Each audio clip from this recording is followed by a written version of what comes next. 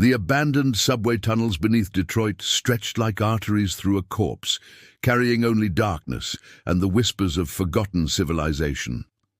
Marcus Chen pressed his back against the cold concrete wall, listening to the rhythmic drip of contaminated water echoing through the passage.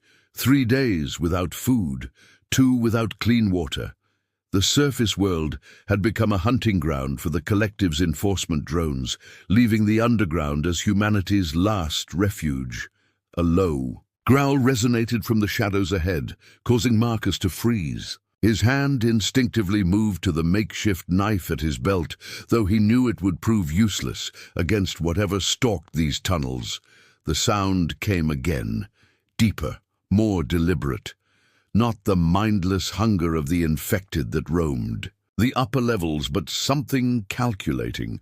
Yellow eyes emerged from the darkness, reflecting the faint emergency lighting that still flickered in some sections. The creature stepped forward with fluid grace, revealing a form that defied easy classification. It stood 7 feet tall on powerful hind legs, its body covered in dark, mottled fur that seemed to absorb light. Razor-sharp claws extended from human-like hands, while its elongated muzzle revealed teeth designed for tearing flesh. This was one of the turned, humans who had undergone the genetic modifications meant to create the perfect soldier, only to be abandoned when the war ended. Marcus had heard stories of the turned living in the deepest parts of the underground, territorial and violent. Yet this one didn't attack. Instead, it tilted its head, studying him with an intelligence that was unmistakably human despite its bestial appearance. Blood matted the fur along its left shoulder, and Marcus could see the creature favoring that side. "You're hurt," Marcus whispered. Surprised by his own words, the turn's ears twitched at the sound, yellow eyes narrowing. It took another step closer, and Marcus fought every instinct telling him to run. In the distance, the mechanical whir of search drones grew louder. The collective's hunters had found their way into the tunnels. The creature's head snapped toward the sound, a snarl building in its throat. When it looked back at Marcus, something had changed in its expression. Without warning, it grabbed Marcus by the arm and pulled him deeper into the shadows, moving with surprising gentleness for something that could easily tear him apart. They pressed themselves against an alcove as the drones passed overhead, their searchlights cutting through the darkness like mechanical eyes. Marcus held his breath, acutely aware of the warmth radiating from the creature beside him, and the subtle rise and fall of its chest. When the lights faded and the mechanical sounds retreated, they remained motionless for several more minutes. The turned released its grip and stepped back, regarding Marcus with what he could only interpret as curiosity. It gestured with one clawed hand toward the deeper tunnels, then looked back at him expectantly. Marcus understood. It was offering to lead him away from the danger zone. "Why help me?" he asked, though he didn't expect an answer. The creature's response was a series of low rumbles and clicks that almost sounded like broken speech. Marcus caught fragments. Alone. Hunt. Together. The intelligence behind those eyes was more intact than the story suggested. As they moved deeper into the labyrinth, Marcus realized this encounter would change everything. The war above had created monsters of both man and machine, but down here in the shadows, perhaps the real enemy wasn't each other. It was everything trying to destroy what remained of their shared humanity.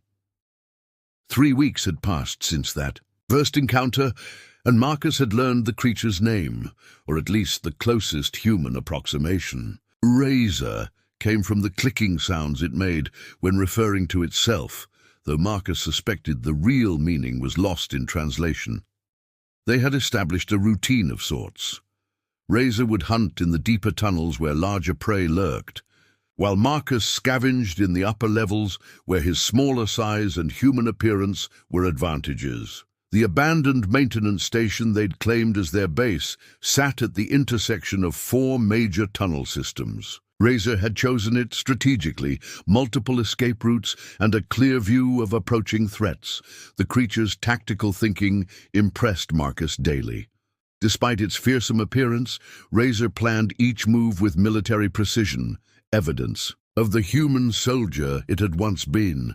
Trust had come slowly, built through small acts of consideration. Razor always brought back extra food from its hunts, seemingly understanding that Marcus's human digestive system couldn't process the raw meat it preferred. In return, Marcus had used his salvage medical supplies to clean and dress the infected, wound on Razor's shoulder, an act that had earned him something resembling gratitude. Communication had evolved beyond simple gestures. Razor remembered fragments of English, usually emerging during moments of concentration or stress. Marcus, safe here, it would say while checking their perimeter, or drones, coming, we go. The broken speech carried weight precisely because it required effort. Each word was a conscious choice to bridge the gap between what Razor had become and what it remembered being. Tonight was different. Marcus woke to find Razor crouched at the station's main entrance, every muscle tensed for action. The creature's enhanced senses had detected something Marcus couldn't perceive until he heard the voices echoing from the main tunnel. Track. Signature leads this way. 3, maybe 4 individuals. The voice carried the clipped accent of collective enforcement officers. Remember, any turned are to be terminated on sight. The human may be useful for questioning. Marcus felt his blood turn to ice. Somehow they'd been found, but as he looked at Razor, he saw no fear in those yellow eyes, only cold calculation. The creature gestured for silence, then pointed to a maintenance shaft that would take them to the lower levels, but the voices were too close now. They'd never make it without being spotted. Razor made a decision. It pointed Marcus toward the shaft, then turned toward the approaching voices. The meaning was clear. It would buy time while Marcus escaped. But Marcus shook his head, grabbing his makeshift weapons. Together, he whispered, using one of Razor's own words. The creature's expression shifted. Surprise, then something that might have been respect. It nodded once, a distinctly human gesture, and took position beside the entrance. When the enforcement team rounded the corner, they faced not a cowering human and a mindless beast, but coordinated resistance. Razor's enhanced strength and speed made it a devastating close-quarters fighter, while Marcus used his knowledge of the tunnel system to outflank their attackers. They moved as a unit, each covering the other's weaknesses. The battle was brief, but decisive. When it ended, 3 enforcement officers lay dead, and the 4th was retreating toward the surface. Razor and Marcus stood in the aftermath, both breathing hard but uninjured. Good. Fight, Razor said, the words clear despite its altered vocal cords. Marcus nodded, understanding that something fundamental had changed between them. They were no longer just survivors sharing space. They were partners, bound by mutual trust and shared combat. In the shadows of a broken world, they had found something worth fighting for: each other. The collective's retaliation came swiftly. Within hours of the enforcement team's defeat, search drones flooded the tunnel system in unprecedented numbers. Their mechanical voices echoed through the darkness, broadcasting the same message on loop. Surrender the fugitive human designated. Marcus Chen, compliance will result in reduced punishment for harboring enemy combatants. Razor listened to the announcement with its head tilted, yellow eyes reflecting the harsh LED lights of the passing drones. Marcus watched the creature's expression, trying to read the thoughts behind that inhuman face. The smart move, the survival move, would be to abandon the human who had brought this heat down on them both. They want me, not you, Marcus said quietly as they huddled in a drainage pipe barely wide enough for both of them. You could disappear deeper into the tunnels. This isn't your fight. Razor turned those penetrating eyes on him, and for a moment Marcus saw not the predator, but the soldier underneath. Someone who understood duty and sacrifice. My choice, Razor growled, the words deliberate and clear. They had spent the day moving through increasingly narrow passages, staying ahead of the search grid. Razor's enhanced senses gave them early warning of approaching patrols, while Marcus's knowledge of the old subway maps helped them navigate routes the drones couldn't follow, but they both knew they couldn't run forever. As evening fell, they found temporary refuge in an old electrical substation, its thick walls providing some shelter from the scanning equipment. Marcus studied the city maps he'd salvaged, looking for a way out of the dragnet. The surface exits were all monitored now, and the river access points were too heavily guarded. "There," Razor said suddenly, pointing at a section of the map with one clawed finger. The creature's enhanced night vision had spotted something Marcus missed, a maintenance tunnel that connected to the old industrial district. "Know this place. Factory. Still running. People. Like you." Marcus stared at the location. He'd heard rumors of a resistance cell operating out of the abandoned automotive plants, but he'd never been able to confirm their existence. If Razor knew about them, it meant the creature had been watching human activity far longer than Marcus had realized. "You've been protecting other survivors," Marcus said, understanding dawning. "That's why you helped me that first night. It wasn't random." Razor nodded slowly. "Many lost, most die. You different. You stay." The simple words carried profound meaning. In a world where trust was a luxury few could afford, Razor had been making conscious choices about who deserved protection. Marcus felt the weight of that judgment and the responsibility it carried. Their conversation was interrupted by the sound of approaching footsteps. Not the mechanical precision of drones, but the irregular rhythm of humans trying to move quietly. Razor tensed, but didn't immediately move to attack position. Its enhanced hearing had picked up something else.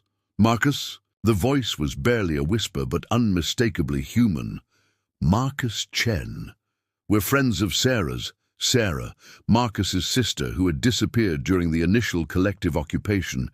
If these people knew her, they might be from the resistance. Cell Razor had mentioned, but it could also be a trap. Razor looked at Marcus, waiting for his decision. The creature's loyalty was absolute now, but it respected Marcus's judgment about his own species. Marcus weighed their options, then made his choice. "Here," he called softly, "but approach slowly. My partner doesn't like sudden movements." 3. Figures emerged from the shadows, 2 humans, and something that made Marcus's breath catch. The third figure was clearly another of the turned, but this one wore makeshift clothing and carried modified weapons. It moved with the same fluid grace as Razor, but there was something different in its bearing, more controlled, more integrated. "I'm Elena," said one of the humans. "This is David, and our friend goes by Hunter. We've been looking for you both." As introductions were made, Marcus realized that what he and Razor had discovered wasn't unique. Across the underground, humans and turned were forming alliances, building a new kind of resistance based not on old prejudices, but on shared necessity. The war above had tried to divide them into categories, human and monster, loyal and enemy. But down in the shadows, those distinctions were becoming meaningless. What mattered was trust, courage, and the willingness to stand together against a common threat. The Resistance safe house occupied 3 levels of an abandoned automobile. Assembly plant, its massive industrial spaces converted into living quarters, workshops, and strategic planning rooms. Marcus had never imagined such organization could exist in the shadow of the collective's oppression. Nearly 200 people had gathered here, humans, turned, and even a few of the artificially enhanced, augmented, who had escaped their programming. Razor moved through the complex with obvious familiarity, greeting other turned with a complex series of clicks and growls that Marcus was beginning to recognize as their evolved language.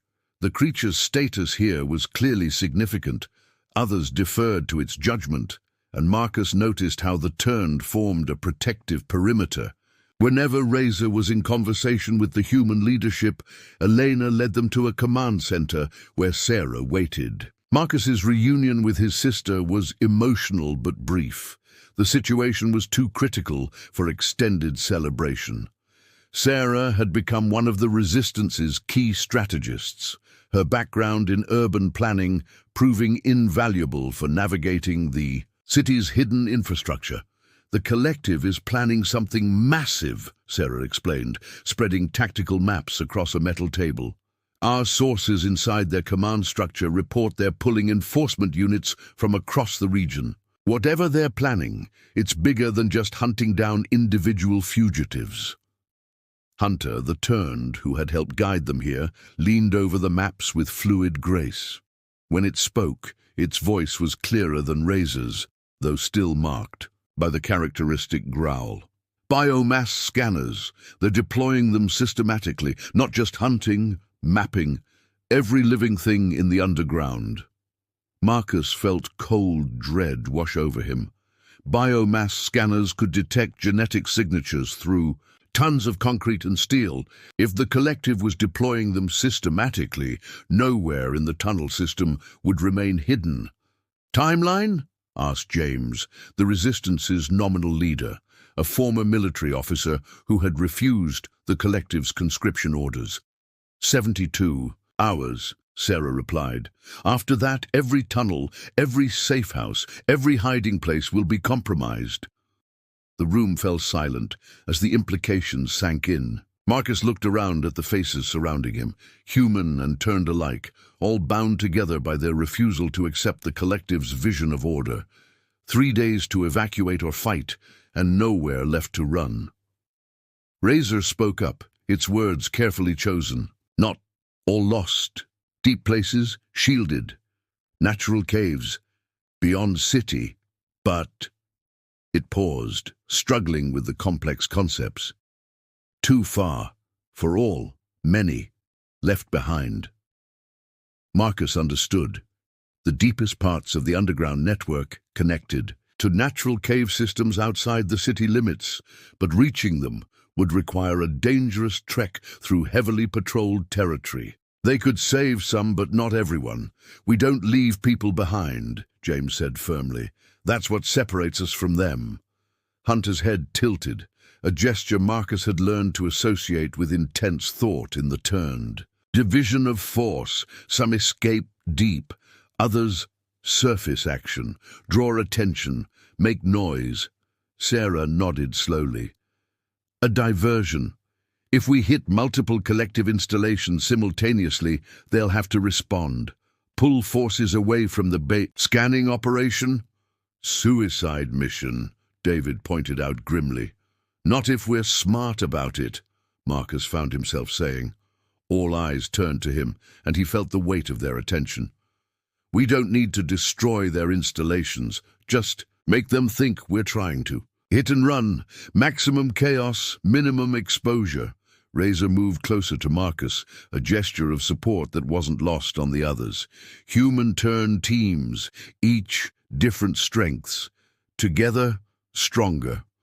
Over the next several hours they planned what would become known as the Night of Shadows, a coordinated series of attacks designed to create maximum confusion while protecting the evacuation routes. Humans would handle infiltration and technical sabotage, while the Turned used their enhanced abilities for assault and extraction. Marcus found himself paired with Razor, their partnership now serving as a model for the mixed teams being formed throughout the safe house. Other Turned, who had been watching their relationship, began approaching Marcus, testing his ability to work with their kind. Trust, once given, was being extended more broadly. As dawn approached, the teams prepared for deployment. Marcus checked his equipment one final time, aware that this might be their last stand. But looking around at the faces, human and Turned, preparing to risk everything for each other, He felt something he hadn't experienced since before, the occupation, hope. They had started as strangers, thrown together by circumstance. Now they were something new, a family forged in the crucible of shared struggle, bound by loyalty stronger than blood or species. The Night of Shadows began at midnight with synchronized strikes across 12 collective installations. Marcus and Razor's team targeted the Central Communications Hub, a fortified complex that coordinated the biomass scanning operation. Their mission was simple in concept, but deadly in execution. Get inside, plant the charges, and escape before the building's automated defenses could respond. Razor moved through the darkened corridors with predatory silence, its enhanced senses, detecting guard patrols long before human eyes could spot them. Marcus followed, his smaller frame allowing him to slip through security barriers, while Razor eliminated isolated sentries with surgical precision. Their partnership had evolved into an almost telepathic understanding, each knowing instinctively how the other would react in any situation. The communication center's heart lay behind multiple layers of security, but Marcus's technical background and Razor's raw strength proved an unstoppable combination. As Marcus worked to hack the primary systems, Razor maintained overwatch, yellow eyes scanning every entrance and shadow. 2 minutes, Marcus whispered, sweat beading on his forehead. As he bypassed the final encryption layer, the charges would need to be placed precisely to maximize damage, while ensuring their escape route remained clear. Razor's ears suddenly flattened against its skull, a danger signal Marcus had learned to recognize instantly. Company, the creature growled, moving to block the main entrance. The first wave of collective enforcement troops burst through the doorway to find not scattered resistance fighters, but a coordinated defensive position. Razor's enhanced reflexes and Marcus's tactical placement of explosive devices turned the corridor into a killing field, but Marcus knew they couldn't hold the position indefinitely. "Done!" he called out, activating the timer on the charges. 30 seconds. They fought their way to the emergency exit, Razor taking point while Marcus covered their retreat with the last of his ammunition. An enforcement officer's lucky shot caught Razor in the leg, sending the creature stumbling. Without hesitation, Marcus threw himself between Razor and the follow-up shots, taking a bullet in the shoulder that spun him around and dropped him to his knees. Razor's roar of fury shook the building's steel framework. The creature's protective instincts, already fierce, exploded into something primal and terrifying. The enforcement team never had a chance to reload. When the charges detonated 30 seconds later, Razor was already carrying Marcus clear of the blast zone. They took shelter in a drainage culvert, while Razor examined Marcus's wound with surprising gentleness. The bullet had passed through cleanly, but Marcus was losing blood and going into shock. Razor's enhanced metabolism made it immune to most battlefield injuries, but the creature understood human frailty intimately. "Go," Marcus whispered, his vision blurring. "Mission accomplished. Get out of here." Razor's response was a low growl that somehow conveyed absolute refusal. The creature gathered Marcus in its arms and began moving toward the extraction point, ignoring its own injuries. Other teams were already arriving at the rendezvous, some successful, others bloodied but alive. The diversion had worked. Collective forces were responding to threats across the city, leaving the evacuation routes temporarily clear. Sarah was waiting at the safe house when Razor arrived carrying her unconscious brother.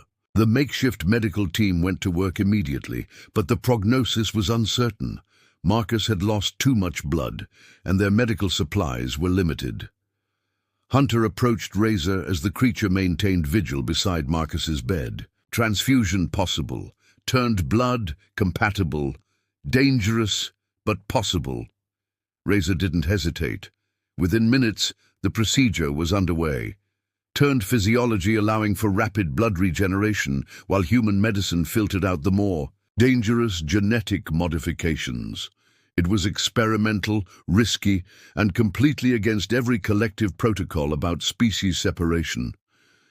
Marcus woke 3 days later to find Razor sleeping in a chair beside his bed, one clawed hand resting protectively on the blanket. The creature's sacrifice, sharing its own blood to save a human, had become legend within the resistance community. More importantly, it had proven that the bonds forged in the shadows could transcend every artificial barrier the collective had tried to create. The evacuation had succeeded. Most of the resistance had reached the deep cave systems, where they could rebuild and plan their next moves. The biomass scanning operation had been disrupted, buying them precious time, but the real victory was quieter and more profound. As Marcus recovered, he watched humans and turned working together with an ease that would have been impossible months earlier. Children played with young turned, learning their click language as naturally as they learned to walk. Former soldiers of both species shared tactics and strategies, building a truly integrated fighting force. Razor had become more than a partner or ally.